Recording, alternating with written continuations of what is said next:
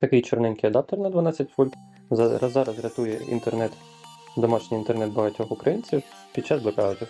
Але також від нього можна живити і неонову стрічку. Зараз я вам розкажу як.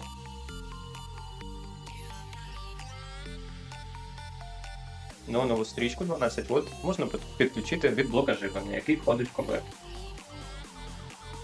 Або ж цю неонову стрічку можна підключити від цього адаптера, підключивши його до павербанка. Окрім того, можна використовувати також звичайний блок живлення від телефону. Такий адаптер можна купити в інтернеті, можна використовувати ваш звичайний від роутера, або можна замовити у нас.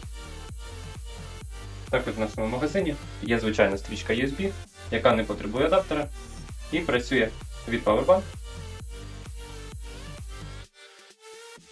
або ж від зарядки телефону.